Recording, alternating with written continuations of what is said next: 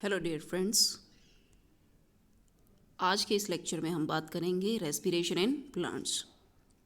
जैसा कि BSc second year medical के स्टूडेंट्स का बोटा 202 according to Himachal Pradesh university plant physiology and metabolism का ये बहुत ही इंपॉर्टेंट चैप्टर है, that is respiration in plants. और मैक्सिमम 5 to 10 मार्क्स का क्वेश्चन जो है वो आपको यहाँ से बनता है, चाहे वो एमसीक्यू टाइप हो या फिर आपके पास लॉन्ग आंसर टाइप क्वेश्चंस हों उसमें। तो चलिए हम बात करेंगे रेस्पिरेशन इन प्लांट्स।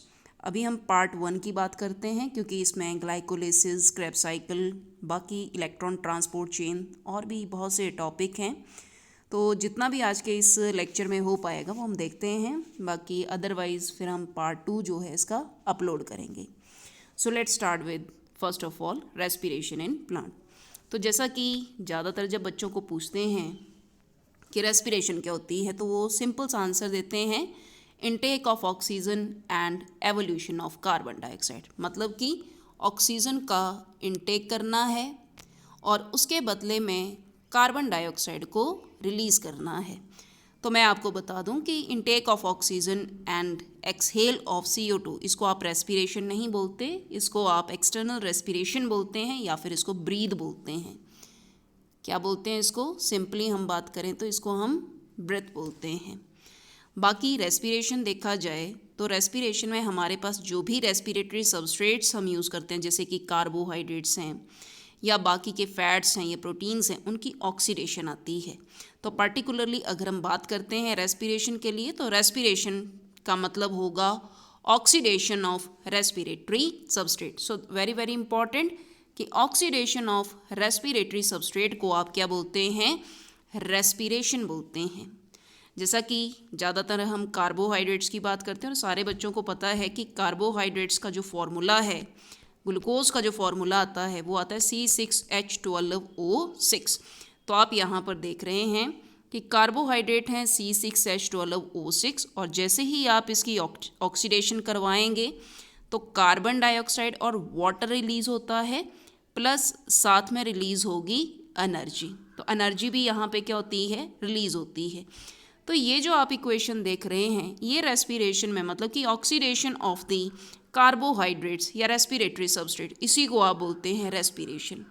अब रेस्पिरेशन की टाइप्स कौन कौन सी हैं? तो रेस्पिरेशन की 2 टाइप्स हैं। जैसा कि एक आती है हमारे पास एरोबिक रेस्पिरेशन और दूसरी हमारे पास आती है एनएरोबिक रेस्पिरेशन। तो मैक्सिमम स्टूडेंट्स को पता होता है कि एरोबिक रेस्पिरेशन क्या है। एरोबिक रेस्पिरेशन वो रेस्पिरेशन होती है जो कि हायर प्लांट्स या फिर हायर एनिमल्स में होगी, और ये in the presence of oxygen होती है। तो अगर रेस्पिरेशन ऑक्सीजन की प्रेजेंस में हो तो उसको आप बोलते हैं एरोबिक रेस्पिरेशन। और एरोबिक रेस्पिरेशन का एंड प्रोडक्ट क्या क्या होता है भाई? इसमें क्या क्या निकलेगा? इसमें निकलता है वाटर, इसमें साथ में निकलता है कार्बन डाइऑक्साइड और साथ में निकलती है एनर्जी। तो एनर्जी कितनी निकलती है? 36 या फिर 34 ATP। ये हम पूरा डिटेल में पढ़ेंगे कि कितना number of ATP aerobic respiration में निकलता है, जो कि हम लेटर ऑन इस वीडियो में डिस्कस करेंगे। तो aerobic respiration, point to be remember कि एरोबिक रेस्पिरेशन सेल में कहाँ कहाँ होती है। एरोबिक रेस्पिरेशन एक तो साइटोसोल में होगी, और दूसरी ऑर्गेनेली जो इसमें इन्वॉल्व होती है वो इन्वॉल्व होती है हमारी माइटोकॉन्ड्रिया। तो एक आप ध्यान रखना, साइटोसोल मतलब कि साइटोप्लाज्म माइनस सेल ऑर्गेनेली को आप क्या बोलते हैं? साइटोसोल बोलते हैं। और दूसरा क्या आता है इसमें? हमारा माइटोकॉन्ड्रिया। तो साइटोसोल और mitochondria is the site of aerobic respiration. ये आपका 1 नंबर का क्वेश्चन बन सकता है कि what is the site of aerobic respiration. तो एरोबिक रेस्पिरेशन की जो साइट है वो कौन कौन सी रहने वाली है? साइटोसोल और साथ में माइटोकॉन्ड्रिया। ये इक्वेशन हमने ऑलरेडी आपके सामने डिस्कस कर दी है। और सेकंड हमारे पास आती है एनएरोबिक रेस्पिरेशन। तो एनएरोबिक रेस्पिरेशन कब होगी? जब ऑक्सीजन की क्या रहेगी? एब्सेंस रहेगी। तो ऑक्सीजन की एब्सेंस में जो रेस्पिरेशन है उसको आप बोलते हैं एनएरोबिक रेस्पिरेशन। तो एनारोबिक रेस्पिरेशन किसका इंपॉर्टेंट फीचर है? ये इंपॉर्टेंट फीचर होता है हमारे लोअर एनिमल्स का। जैसे कि आपको पता है स्कैरिस वगैरह या जो लोअर एनिमल्स निमाटोडा है उसके मेंबर्स में एनारोबिक रेस्पिरेशन होती है। और एनारोबिक रेस्पिरेशन के एंड प्रोडक्ट कौन कौन से होते हैं? इसमें इथेनॉल बन सकता है, एसिटिक एसिड बन सकता है, ब्यूटेरिक एसिड बन सकता है। इन सब के अलावा लैक्टिक एसिड भी इसमें प्रोड्यूस हो सकता है, ये भी हम बात करेंगे। तो एनारोबिक रेस्पिरेशन में सिर्फ 2 ATP की प्रोडक्शन रहती है। एनारोबिक रेस्पिरेशन में only 2 ATPs they are produce. तो थोड़ा सा ध्यान रखना है कि इसमें सिर्फ 2 ATP का ही क्या रहेगा? प्रोडक्शन रहेगा। और एनारोबिक रेस्पिरेशन जैसे कि कहाँ पर होती है? ये सिर्फ और सिर्फ साइटोसोल, अगर सेल की बात करें तो व्हाट इज़ द साइट? तो इसमें आएगा हमारे पास सिर्फ और सिर्फ साइटोसोल। साइटोसोल में ही होती है एनारोबिक रेस्पिरेशन, जबकि एरोबिक रेस्पिरेशन साइटोसोल और माइटोकॉन्ड्रिया दोनों में चलती है। फॉर एग्जांपल जैसा कि ये हमारे पास अगर एनारोबिक रेस्पिरेशन की बात करें, ये ग्लूकोज है, और अगर आप जाइमेज एंजाइम की बात करते हैं तो जाइमेज से हमें निकलता है कार्बन डाइऑक्साइड और साथ में निकलता है इथाइल अल्कोहल, जिसको कि आप बोलते हैं C2H5OH। तो ये हमारे पास अल्कोहलिक फर्मेंटेशन है। बाकी आपको ऑलरेडी बता दिया गया कि व्हाट इज़ द साइट, तो साइट इसकी कौन सी रहेगी? साइटोसोल। तो साइटोसोल में होगा। बाकी हम NADH की भी अभी बात करेंगे कि NADH किस तरह से इसमें ऑक्सीडाइज होता है। निकोटीना अमाइड डाई न्यूक्लियोटाइड हाइड्रोजिनेज है ये, और ये किस तरह से ऑक्सीडाइज होगा इसकी बात करेंगे। होपफुली आपको एनारोबिक रेस्पिरेशन का थोड़ा सा आइडिया लगा होगा कि ऑक्सीजन की एब्सेंस में होगी, साथ में इसमें ethanol, acetic acid, butyric acid या लैक्टिक एसिड प्रोड्यूस हो सकता है, और सिर्फ 2 ATP ही इसमें प्रोड्यूस होंगे, मतलब कि ATP वाइज ये लेस एफिशिएंट है। अब एनारोबिक रेस्पिरेशन की ही तरह एक और टर्म आती है जिसको कि हम नाम देते हैं फर्मेंटेशन। तो फर्मेंटेशन जो है वो कैसी होगी? वो सेल के बाहर होगी। ये कैसी होती है? Extra cellular, outside the cell. और फर्मेंटेशन जो है वो एरोबिक और एनारोबिक कुछ भी हो सकती है। तो ध्यान देना, वेरी वेरी इंपॉर्टेंट, ये बहुत कम बुक्स में आपको मिलेगा कि फर्मेंटेशन का प्रोसेस एरोबिक भी हो सकता है और एनारोबिक भी हो सकता है, लेकिन ये हमेशा सेल के आउटसाइड पर ही देखी जाती है। क्या? फर्मेंटेशन। उसके बाद जो टॉपिक हम यहाँ पर डिस्कस करेंगे वो हमारे पास आएगा रेस्पिरेटरी क्वोशिएंट। तो यहाँ पर हम बात करेंगे कि रेस्पिरेटरी क्वोशिएंट क्या होता है, जिसको कि आप RQ भी बोलते हैं। तो रेस्पिरेटरी क्वोशिएंट एक रेशो है। ये किस चीज़ की रेशो है? ये रेशो होगी कि कितना कार्बन डाइऑक्साइड इवॉल्व हो रहा है और कितनी ऑक्सीजन एब्जॉर्ब हो रही है।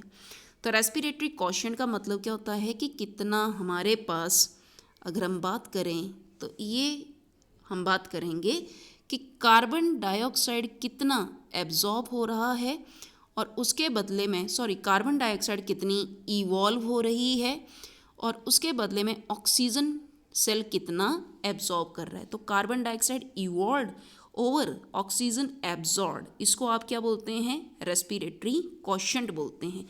एक बार बेटे ध्यान से सुनना है आपने कि रेस्पिरेटरी क्वोशिएंट क्या होता है? RQ का मतलब होगा कि कितना कार्बन डाइऑक्साइड इवॉल्व हो रहा है और कितनी ऑक्सीजन एब्जॉर्ब हो रही है। इसको आप क्या बोलते हैं? इसको आप बोलेंगे रेस्पिरेटरी क्वोशिएंट बोलेंगे। तो अब जैसा फॉर एग्जांपल कार्बोहाइड्रेट्स के लिए रेस्पिरेटरी क्वोशिएंट कितना होता है? कार्बोहाइड्रेट्स के लिए रेस्पिरेटरी क्वोशिएंट की वैल्यू जो है वो कितनी होती है? 1 होती है। अब आप पूछेंगे कि 1 कैसे होगी? क्योंकि 6 कार्बन डाइऑक्साइड इसमें इवॉल्व होते हैं और 6 मॉलिक्यूल ऑक्सीजन के एब्जॉर्ब होते हैं। तो अगर आप इसको डिवाइड करोगे तो वैल्यू कितना आ जाएगा? ओनली 1 आएगा।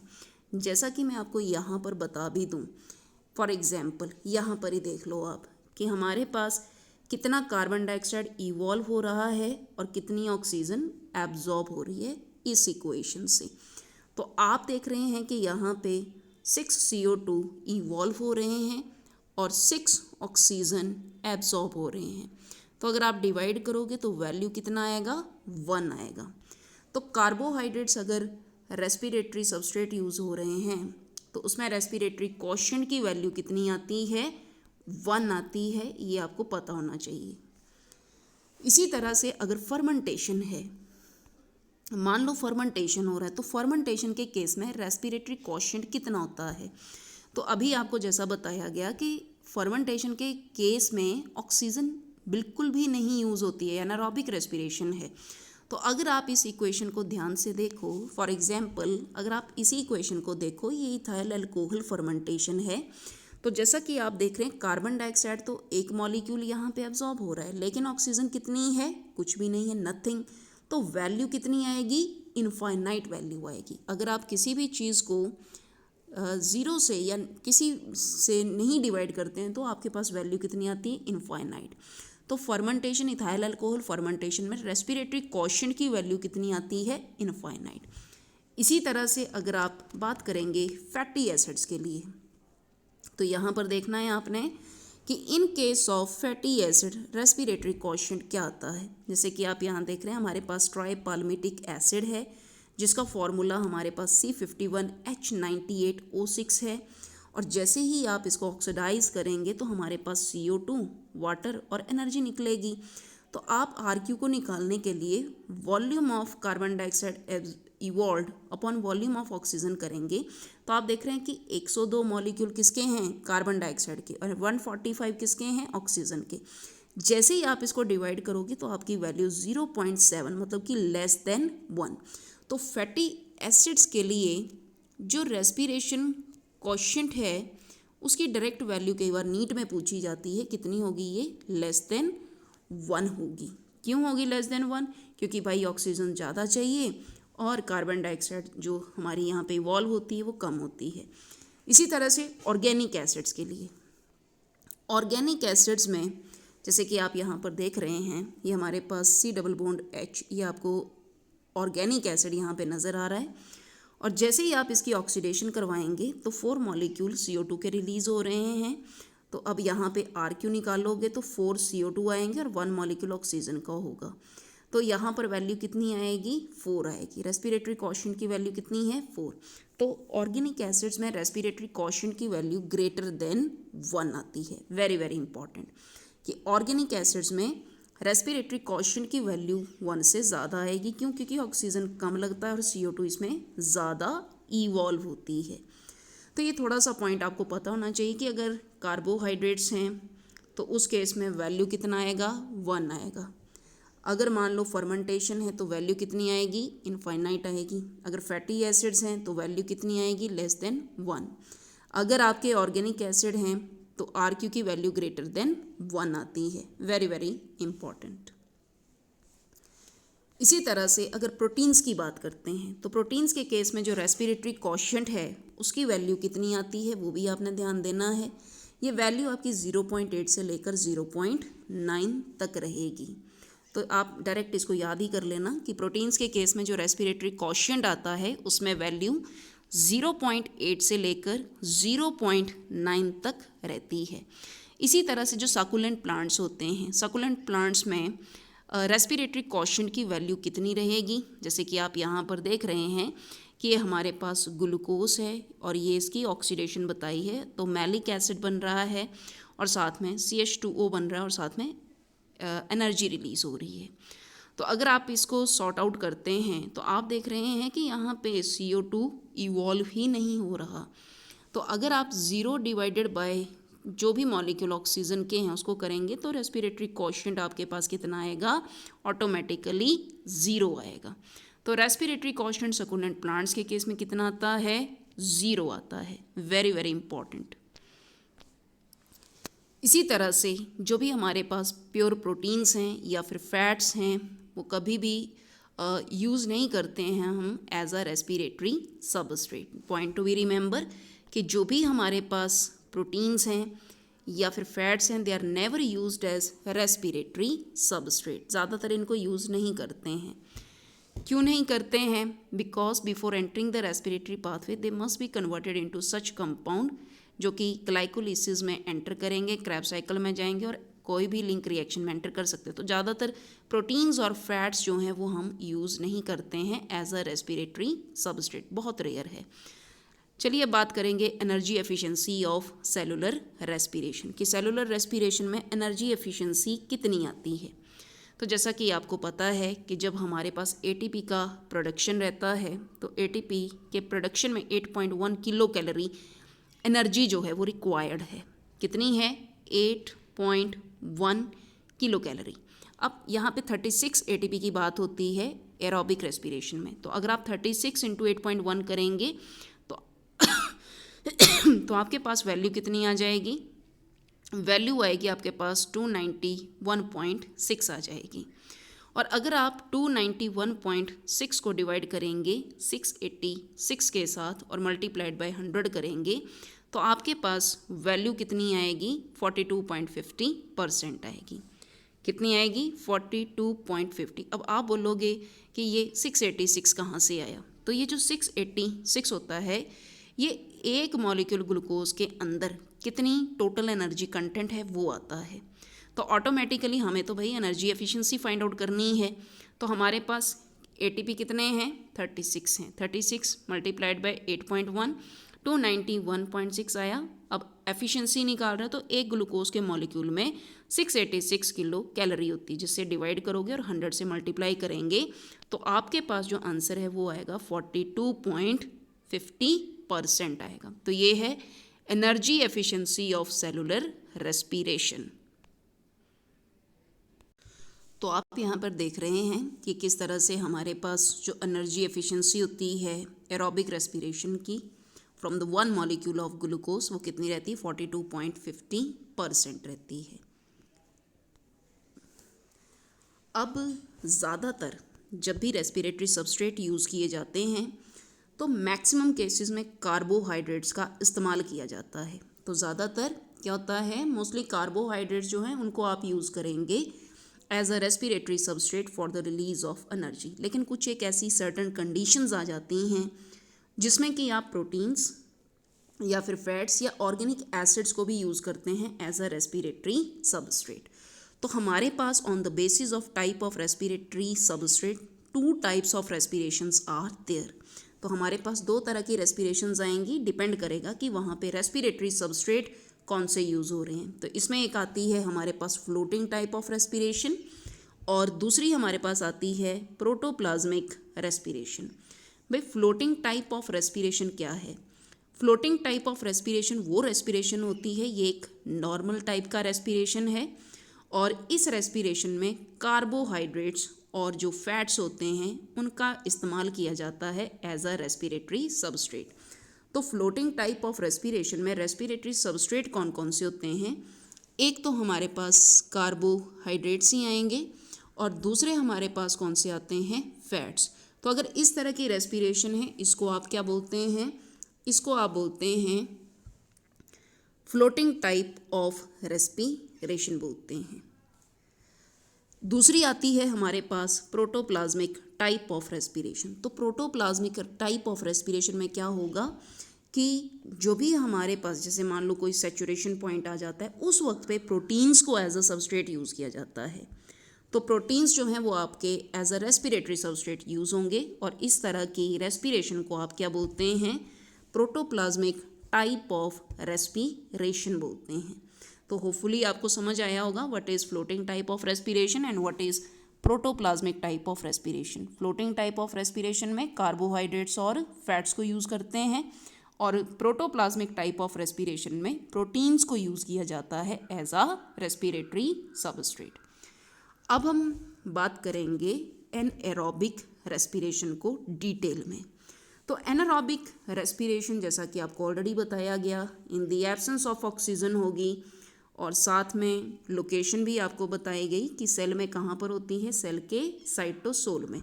जैसे मान लो ये हमारे पास सेल है और इस सेल में ऑटोमेटिकली यहाँ पे क्या होगा? न्यूक्लियस होगा। न्यूक्लियस के अलावा यहाँ पर बाकी के ऑटोमेटिकली ऑर्गेनेलीज भी होंगे जैसे कि माइटोकॉन्ड्रिया वगैरह या क्लोरोप्लास्ट। बाकी का जो ये पोर्शन बचता है इस पोर्शन को आप क्या बोलते हैं? इसको आप बोलते हैं साइटोसोल। तो एनारोबिक रेस्पिरेशन की जो लोकेशन है वो कहाँ पे होगी? साइटोसोल में होगी। तो जब भी एनारोबिक रेस्पिरेशन होती है इसके 2 स्टेप चलते हैं। बेसिकली कितने स्टेप चलेंगे इसमें? 2 स्टेप चलेंगे। सबसे पहला स्टेप कौन सा होता है? पहला स्टेप होता है ग्लाइकोलाइसिस का। तो सबसे पहले स्टेप में ग्लाइकोलिसिस होगी और सेकंड नंबर के स्टेप में क्या होता है? Fate of pyruvic acid.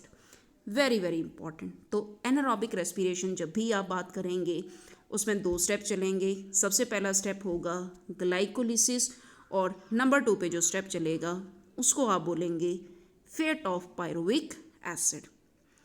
तो चलिए अब हम डिटेल में बात करेंगे मैकेनिज्म फॉर एनारोबिक रेस्पिरेशन। तो जैसा कि मैंने आपको बताया कि एनारोबिक रेस्पिरेशन में 2 मेन स्टेप्स होते हैं। फर्स्ट जो स्टेप आप देखते हैं उसमें क्या होती है? उसमें होती है ग्लाइकोलाइसिस। तो जब भी ग्लाइकोलिसिस होगी तो इसमें क्या होता है? साइटोसोल में होगा। तो ग्लूकोज किस में कन्वर्ट होता है? ग्लूकोज कन्वर्ट होता है हमारे पायरुविक एसिड में। किस में कन्वर्ट होगा? ग्लूकोज पायरुविक एसिड में कन्वर्ट होता है। और उसके बाद जब सेकंड स्टेप चलता है जिसमें कि फेट ऑफ पायरुविक एसिड की बात करेंगे, तो जब भी फेट ऑफ पायरुविक एसिड की बात करते हैं तो पायरुविक एसिड के फेट में क्या आता है? हो सकता है कि पायरुविक एसिड में एल्कोहलिक फर्मेंटेशन हो सकता है ब्यूटेरिक एसिड फर्मेंटेशन हो सकता है एसिटिक एसिड फर्मेंटेशन हो, या मैंने आपको 4th टाइप का एक और बताया था कि ऐसा भी हो सकता है कि यहाँ पे लैक्टिक एसिड फर्मेंटेशन हो। तो जब भी आप एनारोबिक रेस्पिरेशन करेंगे तो एनारोबिक रेस्पिरेशन में ग्लाइकोलिसिस होगा फर्स्ट स्टेप, और दूसरा स्टेप जो है वो आपका आएगा फेट ऑफ पायरुविक एसिड। तो आप थोड़ा सा ध्यान रखना कि ये एनारोबिक रेस्पिरेशन के स्टेप्स हैं। जबकि जब आप एरोबिक रेस्पिरेशन की बात करोगे तो उसमें भी फर्स्ट स्टेप कौन सा होगा? ग्लाइकोलिसिस ही होगा। उसके बाद जो स्टेप चलेगा वो ऑक्सीडेटिव डीकार्बोक्सिलेशन का स्टेप होगा। ठीक है, तो ये हम बाद में पढ़ेंगे। एरोबिक रेस्पिरेशन की जो कहानी है वो हम थोड़ा बाद में देखेंगे। फिलहाल हम एनारोबिक रेस्पिरेशन के बारे में ही बात करेंगे, दैट इज़ ग्लाइकोलिसिस, और साथ में हमारे पास कौन सा स्टेप आएगा? Fate of pyruvic acid. तो जैसा कि यहाँ पर अब थोड़ा सा इस स्लाइड को भी मैं एक्सप्लेन कर दूँ, ये एक्चुअल में एरोबिक रेस्पिरेशन का है। एरोबिक रेस्पिरेशन में जैसा कि आपको बताया गया कि फर्स्ट स्टेप कौन सा होता है? ग्लाइकोलिसिस होता है। सेकंड स्टेप कौन सा होता है? ऑक्सीडेटिव डीकार्बोक्सिलेशन होता है। तीसरा स्टेप में क्या चलेगा? क्रेब्स साइकिल चलेगा। और चौथे स्टेप में क्या चलता है? इलेक्ट्रॉन ट्रांसपोर्ट चेन चलती है। तो यहाँ पर थोड़ा सा मैं बता दूँ आपको कि जैसे मान लो ये हमारे पास सेल दिया हुआ है। अगर हमारे पास एरोबिक रेस्पिरेशन हो रही है तो यहाँ पर आप देख रहे हैं कि ग्लाइकोलिसिस कहाँ हो रहा है? सेल के साइटोसोल में हो रहा है। साइटोसोल के बाद आप देख रहे हैं कि माइटोकॉन्ड्रिया है, तो माइटोकॉन्ड्रिया के मैट्रिक्स में आपके पास लिंक रिएक्शन आएगा, और उसके बाद इनर माइटोकॉन्ड्रियल मेम्ब्रेन में चलेगी इलेक्ट्रॉन ट्रांसपोर्ट चेन, जबकि मैट्रिक्स में कौन सा चलता है? क्रेब साइकिल चलेगा। तो ये सारा पॉइंट जो भी है ये उस वक्त आता है जब हम बात करते हैं एरोबिक रेस्पिरेशन के लिए, कि एरोबिक रेस्पिरेशन में ग्लाइकोलिसिस फर्स्ट स्टेप पे होगी, ऑक्सीडेटिव डिकार्बोक्सिलेशन होगा, फिर हमारे पास क्रेब साइकिल चलेगा और फिर इलेक्ट्रॉन ट्रांसपोर्ट चेन चलेगी। जबकि एनारोबिक रेस्पिरेशन सिर्फ ग्लाइकोलिसिस कहाँ होगा? साइटोसोल में होगा। तो ग्लाइकोलिसिस जो है that is very very important. Glycolysis चाहे बेटा आपका एरोबिक रेस्पिरेशन हो चाहे आपकी एनारोबिक रेस्पिरेशन हो, लेकिन दोनों ही केसेस में ग्लाइकोलिसिस इज़ कॉमन स्टेप।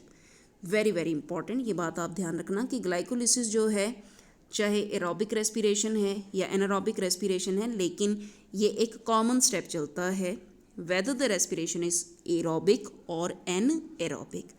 तो ग्लाइकोलिसिस जो है वो हम एरोबिक में भी पढ़ेंगे और एनारोबिक में भी स्टडी करेंगे।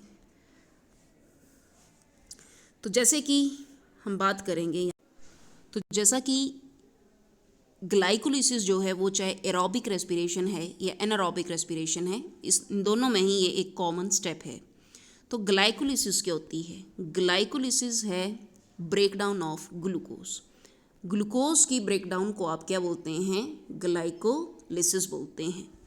इसके अलावा ग्लाइकोलिसिस को आप और क्या बोलते हैं? आप बोलोगे EMP पाथवे। क्या बोलते हैं ग्लाइकोलिसिस को? आप बोलते हैं ईएमपी पाथवे। कई बार क्वेश्चन जो है वो ईएमपी पाथवे के ऊपर आता है। ईएमपी दरअसल साइंटिस्ट के नाम हैं, जिसमें ई का मतलब है एम्बेडन, एम का मतलब है मेयरहॉफ और पी का मतलब आता है पैरनस। तो ईएमपी में एम्बेडन मेयरहॉफ पैरनस पाथवे जो है वो आप नाम देते हैं ग्लाइकोलाइसिस को। आपको ये ईएमपी पाथवे करके ही क्वेश्चन जो है वो आपको आ सकता है, या ग्लाइकोलाइसिस के नाम पर भी आ सकता है। बहुत ही इम्पॉर्टेंट ये टॉपिक है। तो जैसा कि मैंने आपको बताया कि हमारे पास जो ग्लाइकोलाइसिस है उसको आप और क्या बोलते हैं? ग्लाइकोलाइसिस को आप बोलते हैं ईएमपी पाथवे। क्या बोलोगे? एम्बेडन मेयरहॉफ पैरनस पाथवे। और दूसरा इंपॉर्टेंट पॉइंट ये है कि चाहे एरोबिक रेस्पिरेशन है या एनारोबिक रेस्पिरेशन है, इन दोनों में ही ये क्या है? एक कॉमन स्टेप है। तीसरा, ग्लाइकोलाइसिस जब परफॉर्म होती है तो इसमें टोटल 10 स्टेप आते हैं। वेरी वेरी इंपॉर्टेंट कि जब भी ग्लाइकोलाइसिस परफॉर्म करेंगे तो इसमें टोटल 10 स्टेप जो है वो आपको देखने को मिलेंगे। ग्लाइकोलाइसिस के जो मैक्सिमम स्टेप्स होते हैं, वेरी वेरी इंपॉर्टेंट कि ग्लाइकोलाइसिस के जो मैक्सिमम स्टेप्स यूज़ होते हैं वो कैसे होते हैं? रिवर्सिबल होते हैं। मैक्सिमम स्टेप कैसे होंगे? रिवर्सिबल होंगे। तो रिवर्सिबल स्टेप का फ़ायदा ये होता है कि वहाँ पर हमें किसी भी तरह की एटीपी का ज़रूरत नहीं पड़ता है। बाकी 7 स्टेप जो ग्लाइकोलाइसिस के होंगे वो कैसे होंगे? रिवर्सिबल होंगे। टोटल 10 में से जो 7 स्टेप चलते हैं ग्लाइकोलाइसिस के वो कैसे चलते हैं? रिवर्सिबल चलते हैं। ठीक है, 7 स्टेप्स जो हैं, टोटल कितने स्टेप होंगे? 10 में से जो 7 स्टेप्स होंगे वो कैसे होंगे? वो होंगे रिवर्सिबल होंगे। और 3 स्टेप जो हैं वो कैसे चलेंगे? इररिवर्सिबल चलेंगे। तो जो रिवर्सिबल स्टेप्स होते हैं उनका फ़ायदा ये होता है कि इनमें एटीपी का यूटिलाइजेशन नहीं होता है, जबकि जो 3 स्टेप चलते हैं वो कैसे होते हैं? रिवर्सिबल। और ये वाले जो स्टेप होते हैं इररिवर्सिबल होते हैं। और इररिवर्सिबल स्टेप्स का क्या रहता है कि इसमें एटीपी की ज़रूरत लगती है।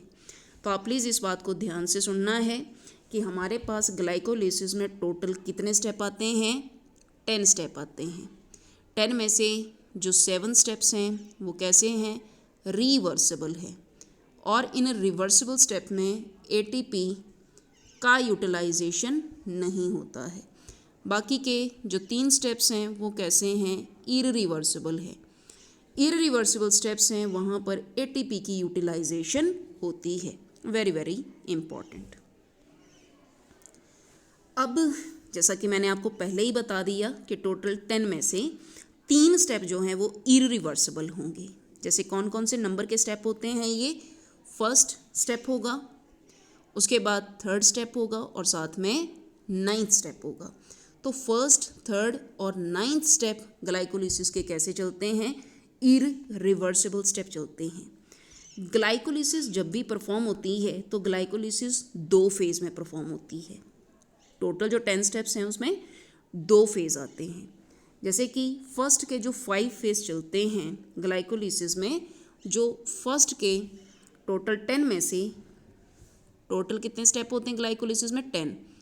और 10 स्टेप में से जो, जैसा कि मैंने आपको अभी बताया कि हमारे पास टोटल 10 में से फर्स्ट के जो 5 स्टेप्स होंगे वो कैसे होते हैं? प्रेपरेटरी फेज़ होता है। फर्स्ट 5 स्टेप जो हैं वो कौन से चलेंगे? प्रेपरेटरी फेज़ चलेगा। और उसके बाद जो 5 स्टेप्स चलते हैं, जैसे 6, 7, 8, 9 चलते हैं, 10 चलता है, ये वाले जो फेज़ होते हैं इसको आप क्या बोलते हैं? पे ऑफ फेज़ बोलते हैं। तो ग्लाइकोलाइसिस में टोटल 10 स्टेप होंगे। 10 में से मैंने आपको बता दिया कि 7 स्टेप रिवर्सिबल होते हैं, 3 स्टेप्स इररिवर्सिबल होते हैं। और जो भी हमारे पास जैसे कि फर्स्ट 5 स्टेप्स चलेंगे उनको आप प्रेपरेटरी फेज़ बोलते हैं, और बाकी के जो 5 स्टेप्स चलते हैं उनको आप पे ऑफ फेज़ बोलते हैं। तो वेरी वेरी इंपॉर्टेंट कि ग्लाइकोलाइसिस जो है वो 2 फेजेस में चलेगा। फर्स्ट फेज़ को प्रेपरेटरी फेज़ बोलोगे और सेकेंड वाले फेज़ को आप क्या बोलोगे? पे ऑफ फेज़ बोलोगे। तो फर्स्ट स्टेप्स जो हैं वो हम देखेंगे कि प्रेपरेटरी फेज़ में कैसे। प्रेपरेटरी में भी 5 हैं और पे ऑफ में भी 5 हैं। इसके अलावा ग्लाइकोलिसिस आपको कैसे पूछा जा सकता है कि ग्लाइकोलिसिस को आप बोलते हैं oxidative pentose phosphate pathway. Very very important, ये आपको इस तरह से भी क्वेश्चन आ सकता है कि ग्लाइकोलिसिस को आप क्या बोलते हैं, ऑक्सीडेटिव पेंटोज फॉस्फेट पाथवे। इस या फिर आपको पी पाथवे करके भी ग्लाइकोलिसिस के ऊपर क्वेश्चन आ सकता है। तो आपको ग्लाइकोलिसिस पूछ सकते हैं, ईएमपी पाथवे पूछ सकते हैं, या फिर आपको ऑक्सीडेटिव पेंटोज फॉस्फेट पाथवे। तो ये तीनों ही नाम जो हैं वो हमारे ग्लाइकोलिसिस के हैं। तो टोटल बेटा कितने स्टेप हुए ग्लाइकोलिसिस में? टोटल स्टेप कितने हुए भाई? हमारे पास 10 स्टेप हुए। 10 में से आपको 5 स्टेप जो हैं इनिशियली कैसे मिलेंगे? प्रेपरेटरी। उसके बाद जो 5 स्टेप होंगे वो आपको मिलेंगे पे ऑफ। टोटल 10 में से आपको क्या बताया गया कि 7 स्टेप जो हैं वो कैसे होंगे? रिवर्सिबल। और जो 3 स्टेप्स होंगे वो कैसे होंगे? इररिवर्सिबल होंगे। तो ये आपने पॉइंट जो है वो ध्यान में रखना है। तो चलिए अब हम डिटेल में देखेंगे कि ग्लाइकोलिसिस के टोटल 10 स्टेप्स किस तरह से काम करेंगे। जैसे कि सबसे पहला स्टेप, वेरी वेरी इंपॉर्टेंट, सबसे पहला स्टेप जो ग्लाइकोलिसिस में आता है वो आता है फॉस्फोराइलेशन। भाई सबसे पहले आपको अगर इन्वेस्टमेंट लेनी है तो आपको सबसे पहले अगर आपको कमाना है तो पैसा लगाना भी तो पड़ेगा। तो सबसे पहला जो फेज़ आता है इसमें वो ध्यान देना, फॉस्फोराइलेशन फेज़ होता है। फॉस्फोराइलेशन में क्या करते हैं? फॉस्फोराइलेशन में शुरू करेंगे हम ग्लूकोज के एक मॉलिक्यूल से। कहाँ से शुरू करेंगे हम? ग्लूकोज के एक मॉलिक्यूल से शुरू करेंगे। अब आपको पता है ग्लूकोज में 6 कार्बन होते हैं, C6H12O6। तो सबसे पहले जब फॉस्फोराइलेशन आप करवाते हैं तो हमारे पास यहाँ पर जो एंजाइम आता है उस एंजाइम को आप बोलते हैं हेक्सोकाइनेज एंजाइम। क्या बोलते हैं? Hexokinase enzyme. और हेक्सोकाइनेज एंजाइम, काइनेज जब वर्ड लगे तो ध्यान रखो वहाँ पे एटीपी यूज़ होगा। तो फॉस्फोराइलेशन में सबसे पहले आप एटीपी का एक मॉलिक्यूल ऐड करेंगे, हेक्सोकाइनेज एंजाइम होगा, और यहाँ पर एटीपी से क्या बना बच्चे? एडीपी प्लस इनऑर्गेनिक फॉस्फेट बना। अब ये वाला जो इनऑर्गेनिक फॉस्फेट है ये इस ग्लूकोज 6 फॉस्फेट के पास चला जाता है, जिसकी वजह से अब ये जो ग्लूकोज 6 फॉस्फेट है ये किस में कन्वर्ट हो जाएगा? ये हमारा कन्वर्ट होता है ग्लूकोज 6 फॉस्फेट में। किस में कन्वर्ट होता है? ग्लूकोज 6 फॉस्फेट में। तो सबसे पहला स्टेप कौन सा आया हमारे पास? सबसे पहला स्टेप आया फॉस्फोराइलेशन, कि ग्लूकोज 6 फॉस्फेट को आप हेक्सोकाइनेज एंजाइम की प्रेजेंस में एटीपी दोगे, और यहाँ से जो इनऑर्गेनिक फॉस्फेट निकलेगा वो ग्लूकोज 6 फॉस्फेट के पास जाएगा, और ग्लूकोज 6 फॉस्फेट किस में कन्वर्ट होता है? ग्लूकोज 6 फॉस्फेट में। तो ये पहला स्टेप हो गया हमारे पास फॉस्फोराइलेशन।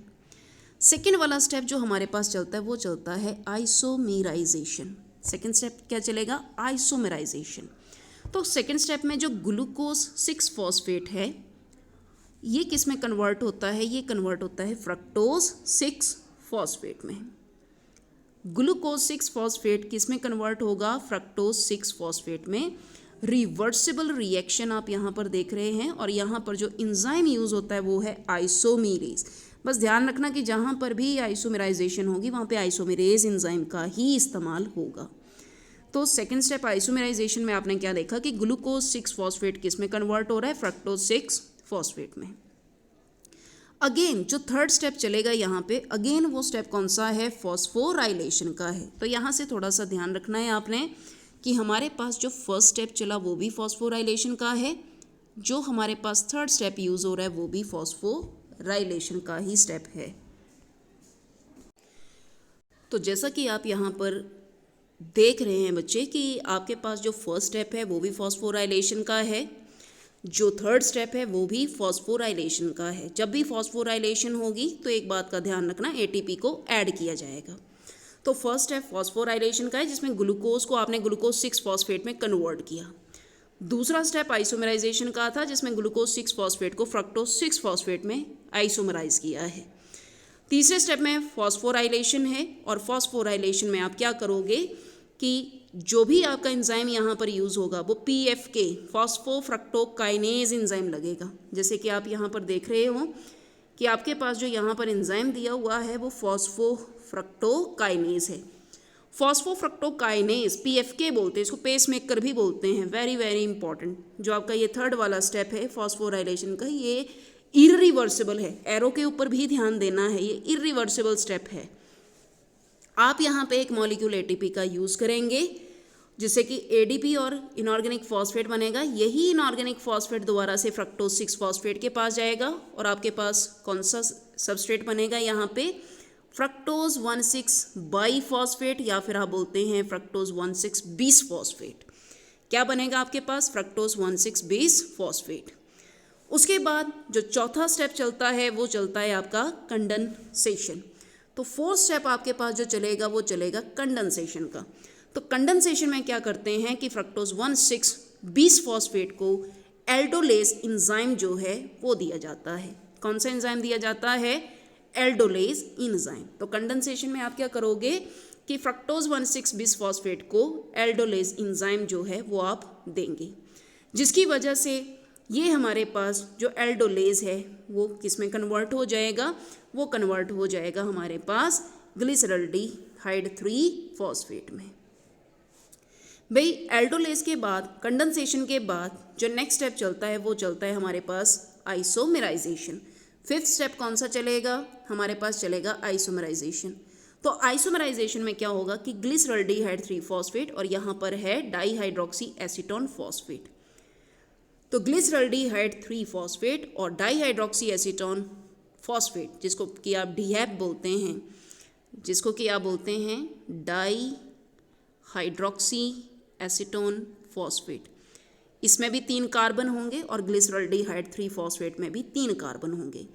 तो ये दोनों आपस में कैसे हैं, ये दोनों आपस में कैसे हैं, आइसोमर्स हैं। तो यहाँ पर भी आइसोमेरेज नाम का क्या लगेगा, एंजाइम। तो भाई सबसे पहला जो ये हमारे पास स्टेप चला, इसको आपने बोला प्रेपरेटरी फेज। प्रेपरेटरी फेज में मतलब कि एनर्जी वाला प्रोडक्ट जो है वो आपने तैयार किया। एक बार दोबारा से आप इसको सुनिए कि कौन कौन सी स्टेपिंग चलेगी। तो मैंने आपको इसमें बताया कि फर्स्ट स्टेप जो चलता है वो चलेगा आपके पास कौन सा, फॉस्फोराइलेशन का। फॉस्फोराइलेशन में आप क्या करेंगे, ग्लूकोज लेंगे और ग्लूकोज को आप हेक्सोकाइनेज एंजाइम और ATP की प्रेजेंस में कन्वर्ट करेंगे ग्लूकोज 6 फॉस्फेट में। दूसरा स्टेप होगा आइसोमराइजेशन का। तो आइसोमराइजेशन में आइसोमेरेज एंजाइम की प्रेजेंस में ग्लूकोज 6 फॉस्फेट को आप कन्वर्ट करेंगे फ्रक्टोज 6 फॉस्फेट में। स्टेप आप क्या देख रहे हैं कि फर्स्ट स्टेप कैसा है, इरिवर्सिबल है।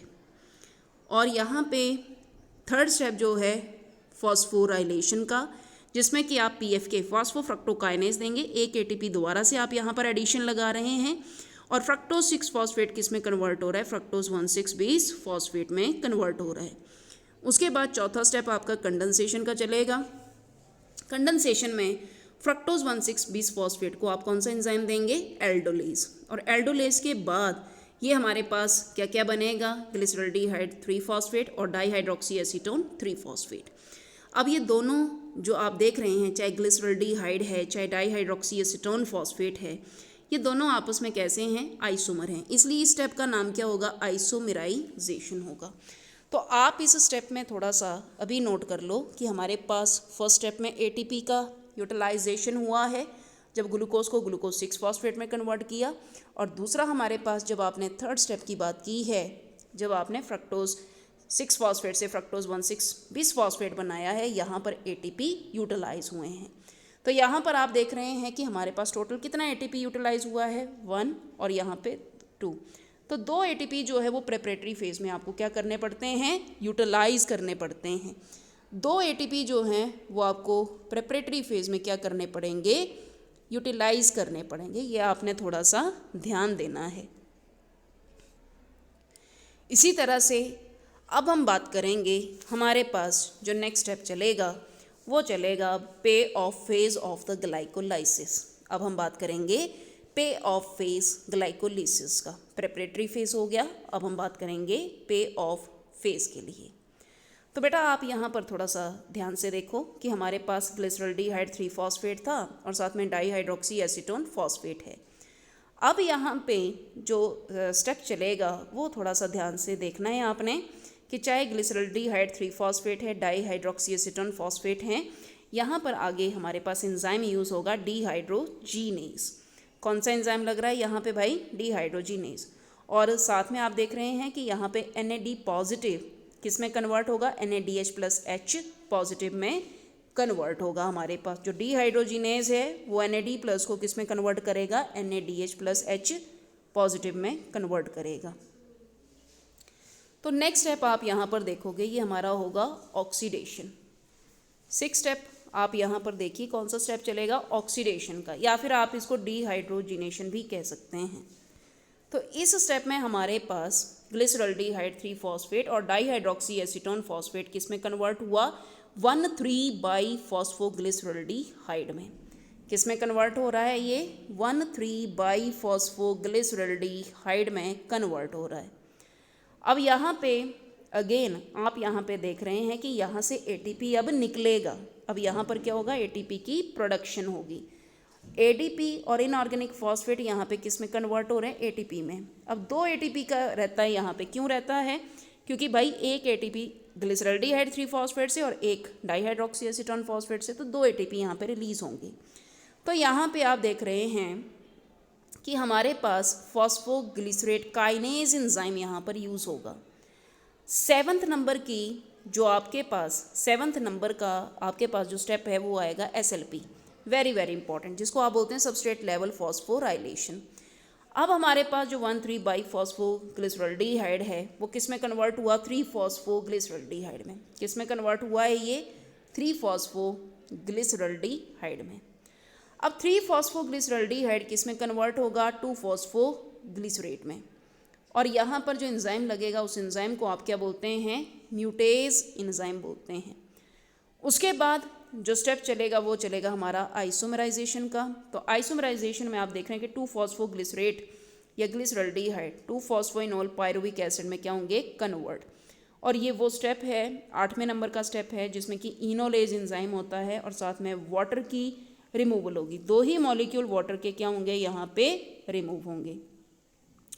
अब 9th नंबर का जो स्टेप हमारे पास चलता है वो चलता है डिहाइड्रेशन। वो मैंने आपको ऑलरेडी बता दिया कि किस तरह से डिहाइड्रेशन रहेगी। लास्ट स्टेप अगेन क्या है हमारे पास? सबस्ट्रेट लेवल फॉस्फोराइलेशन है। तो सबस्ट्रेट लेवल फॉस्फोराइलेशन में 2-फॉस्फोइनोल पायरुविक एसिड हमारे पास 2 मॉलिक्यूल पायरुविक एसिड के बनाएंगे और ये जो 2 मॉलिक्यूल पायरुविक एसिड के बनेंगे यहाँ पे काइनेज नाम का एंजाइम लगेगा और यहाँ पे भी स्टेप पे 2 ATP ही हमारे पास क्या होंगे? प्रोड्यूस होंगे। तो आप एक पॉइंट देख रहे हो कि 7th नंबर का स्टेप और जो हमारा 10 नंबर का स्टेप है ये कौन से आ रहे हैं? Substrate level phosphorylation. Very very important कि 7वें नंबर पे और 10th नंबर पे हमारे पास क्या आ रही है? सबस्ट्रेट लेवल फॉस्फोराइलेशन आ रही है जिसमें कि ATP का प्रोडक्शन रहता है। तो बेटा यहाँ पे ATP कितने प्रोड्यूस हुए आप देख रहे हैं? यहाँ पे भी 2 ATP हैं और इस स्टेप में भी दो ATP हैं। टोटल कितने ATP प्रोड्यूस हुए? 4। कितने हुए? 4 ATP का यहाँ पर प्रोडक्शन रहा। तो पे ऑफ फेज में 4 ATP प्रोड्यूस हुए हैं और प्रेपरेटरी में मैंने आपको पहले ही बोल दिया कि 2 ATP यूटिलाइज हुए हैं। 2 ATP यूटिलाइज हुए हैं और 4 ATP की यहाँ पे क्या हुई है? प्रोडक्शन। तो ये है हमारे पास पे ऑफ फेज। एक बार दोबारा से सुनिए कि पे ऑफ फेज में क्या होगा? ऑक्सीडेशन होगी और साथ में फॉस्फोराइलेशन होगी। तो हमारे पास 1,3-बाईफॉस्फोग्लिसरॉल्डिहाइड बनेगा। उसके बाद 1,3-बाईफॉस्फोग्लिसरॉल्डिहाइड 3-फॉस्फोग्लिसरॉल्डिहाइड में कन्वर्ट होगा। 3-फॉस्फोग्लिसरॉल्डिहाइड 2-फॉस्फोग्लिसरॉल्डिहाइड में कन्वर्ट होगा। 2-फॉस्फोइनोल पायरुविक एसिड बनेगा और साथ में बनेगा पायरुविक एसिड, 2 मॉलिक्यूल। बाकी एक पॉइंट जो यहाँ पर नोट करने वाला है वो ज़रा इस पॉइंट के ऊपर चलना कि यहाँ पर डिहाइड्रोजिनेज एंजाइम्स यूज़ होते हैं NAD+ और यहाँ पर प्रोडक्शन होती है, पॉइंट भी रिमेंबर, 2 ही मॉलिक्यूल यहाँ पर प्रोड्यूस होंगे NADH+H पॉजिटिव के। 2 ही मॉलिक्यूल क्या होते हैं? यहाँ पे प्रोड्यूस होते हैं। तो एक बार थोड़ा सा ध्यान देना है कि हमारे पास टोटल ग्लाइकोलिसिस जब चलती है तो प्रेपरेटरी फेज़ में 2 ATP यूटिलाइज होते हैं। पे ऑफ फेज़ में 4 ATP का प्रोडक्शन रहता है साथ में हमारे पास 2 molecule NaDH plus H positive के प्रोड्यूस होते हैं। तो 2 मॉलिक्यूल किसके प्रोड्यूस होंगे? NaDH प्लस प्रोड्यूस होते हैं, क्योंकि भाई बाद में ये भी तो ATP ही बनाएंगे। तो ये थोड़ा सा नेट डाटा जो है वो आपको पता होना चाहिए ग्लाइकोलाइसिस का। बाकी नेट गेन मैं आपको पहले ही बता दूं कि what is the net gain of ATP in anaerobic respiration. तो जैसा मैंने आपको इनिशियली बता दिया कि फर्स्ट और थर्ड स्टेप पे हमारे पास 2 ATP यूटिलाइज होंगे, और मैंने उसके बाद बता दिया कि 7th और 10th स्टेप पे हमारे पास 4 ATP प्रोड्यूस होते हैं। तो नेट गेन ऑफ ATP कितना रहता है? हमारे पास 2 ATP ही रहता है। बाकी मैंने आपको अभी बता दिया था कि एक मॉलिक्यूल NaDH, क्योंकि यहाँ पे टोटल कितने मॉलिक्यूल प्रोड्यूस हुए थे NaDH के? 2। तो ये डाटा थोड़ा सुनने वाला है कि बुक्स में दिया होता है कि 1 NaDH जो है वो 3 ATP बनाता है। 1 NaDH 3 ATP बनाता है, जबकि हमारी मैक्सिमम जो रेफरेंस या हायर क्लासेस की बुक्स हैं वो ये बोलती हैं कि 1 NaDH 2.5 ATP यहाँ पे बनाता है। मतलब बेटा मेरे बोलने का है कि अगर यहाँ पे आपके पास 2 मॉलिक्यूल NaDH के प्रोड्यूस हो रहे हैं तो इस डाटा के अकॉर्डिंग कितने ATP बनेंगे? 6। और इस डाटा के अकॉर्डिंग कितने बनेंगे? 2.5 प्लस 2.5 मतलब कि 5 ATP बनेंगे। अब दोनों में से कोई भी डाटा आप लेके चल सकते हैं। 3 ATP भी हो सकता है, मतलब कि 6 ATP भी हो सकता है, और आपके पास 5 ATP की कहानी भी आ सकती है। तो ये हो गया हमारे पास एनारोबिक रेस्पिरेशन का पहला स्टेप, जिसको कि आप बोल रहे हैं ग्लाइकोलाइसिस। तो ग्लाइकोलाइसिस के ये सारे के सारे स्टेप्स जो हैं वो आपको तैयार होने चाहिए कि किस तरह से ये सारे स्टेप्स जो हैं वो आप फॉलो करेंगे। अब हम बात करेंगे फेट ऑफ पायरुविक एसिड। अब क्योंकि पायरुविक एसिड के कितने मॉलिक्यूल बने? 2। कार्बन कितने हैं? 3। तो सबसे पहले आता है हमारे पास फेट ऑफ पायरुविक एसिड, जिसमें कि सबसे पहले हम बात करेंगे अल्कोहलिक फर्मेंटेशन के लिए। तो बेटा इसमें क्या होगा? मान लो हमारे पास ये पायरुविक एसिड के 2 मॉलिक्यूल हैं, रिवर्सिबल रिएक्शन होगा, इथाइल अल्कोहल और साथ में बनेगा कार्बन डाइऑक्साइड। तो यहाँ पर आप देख रहे हैं कि जो NaDH हमने अभी प्रोड्यूस किया था वो NaDH यहाँ पे क्या हो रहा है? यूटिलाइज हो रहा है, और ये NAD plus plus H positive बन रहा है। तो 2 के 2 जो NaDH थे भाई वो आगे फेट ऑफ पायरुविक एसिड में क्या हो रहे हैं? यूटिलाइज हो रहे हैं। So net gain of ATP anaerobic respiration में कितना रहेगा? सिर्फ और सिर्फ 2 ATP ही रहेगा, क्योंकि NaDH इस स्टेप पे क्या हो गए? यूज़ हो गए, वहाँ पे प्रोड्यूस हुए थे। ठीक है, 6 नंबर के स्टेप को अगर आप ध्यान से देखो तो यहाँ देखिए 6ठे नंबर के ऊपर यहाँ पर देखो, यहाँ पे आपको ये देख रहे हैं कि NaDH यहाँ पे 2 प्रोड्यूस हुए थे, तो इनके जो ATP यहाँ पे बने वो ATP अब यहाँ पर क्या हो गए? इस पॉइंट पे क्या हो गए हैं? वो यूज़ हो गए हैं। तो इसीलिए एनारोबिक रेस्पिरेशन में हमारे पास सिर्फ नेट गेन में 2 ATP का डाटा ही आता है। या फिर दूसरा देखिए क्या हो सकता है कि जो पायरुविक एसिड है वो लैक्टिक एसिड में कन्वर्ट हो जाए। लैक्टिक एसिड फर्मेंटेशन कब चलती है? जब हमारी मसल्स में एनारोबिक रेस्पिरेशन हो। मसल में एनारोबिक रेस्पिरेशन जिस वक्त हम भाग रहे होते हैं, दौड़ रहे होते हैं, कोई जिम कर रहे होते हैं, उस वक्त पे लैक्टिक एसिड की प्रोडक्शन होती है। पर एक बात का ध्यान रखना कि जब भी लैक्टिक एसिड फर्मेंटेशन हमारी बॉडी में होती है तो पायरुविक एसिड से कभी भी CO2 हमारे अंदर प्रोड्यूस नहीं होगी। ये क्वेश्चन आपके नीट में आया था कि क्या लैक्टिक एसिड फर्मेंटेशन में CO2 बनता है? तो नहीं, CO2 की प्रोडक्शन यहाँ पे नहीं होती है। इसी तरह से और क्या हो सकता है कि पायरुविक एसिड से एसिटिक एसिड बन सकता है डिहाइड्रोजिनेज एंजाइम में। इसी तरह से ब्यूटेरिक एसिड फर्मेंटेशन हो सकती है कि पायरुविक एसिड से क्या बने? Butyric acid. तो यहाँ पे हमने जो कहानी पढ़ी वो ये पढ़ी कि किस तरह से ग्लाइकोलिसिस होता है और किस तरह से फेट ऑफ पायरुविक एसिड रहेगा। तो फेट ऑफ पायरुविक एसिड में मैंने आपको एक बार फिर से एक्सप्लेन कर दें कि पायरुविक एसिड जो है वो आपका इथाइल अल्कोहल बनाएगा, या फिर ऐसा भी हो सकता है कि लैक्टिक एसिड फर्मेंटेशन में लैक्टिक एसिड बनाए बिना कार्बन डाइऑक्साइड के प्रोडक्शन के। ऐसा भी हो सकता है कि एसिटिक एसिड बैक्टीरिया में, जैसे एसिटोबैक्टर एसिटियाई हैं, ये एसिटिक एसिड बनाए, या फिर ऐसा भी हो सकता है कि ब्यूटेरिक एसिड की फॉर्मेशन भी हो सकती है। तो ये जो भी हमने पढ़ा ये सारा हमारे पास एनारोबिक रेस्पिरेशन का मैकेनिज्म है कि एनारोबिक रेस्पिरेशन में किस तरह से ग्लाइकोलिसिस होगी और फेट ऑफ पायरुविक एसिड क्या होगा। ग्लाइकोलिसिस की स्टेपिंग को प्लीज़ एक बार दोबारा से देख लेना है कि किस तरह से हमारे पास सबसे पहले ग्लूकोज बनता है, फॉस्फोराइलेशन होके ग्लूकोज 6 फॉस्फेट बनता है, आइसोमेराइजेशन होके फ्रक्टोज 6 फॉस्फेट बनता है। फ्रक्टोज 1,6 फॉस्फेट में क्या होती है, फ्रक्टोज 6 फॉस्फेट में फॉस्फोराइलेशन, तो फ्रक्टोज 1,6 बिसफॉस्फेट बनता है। किस तरह से ग्लिसरॉल्डिहाइड 3 फॉस्फेट और डाइहाइड्रोक्सी एसीटोन फॉस्फेट बनेगा।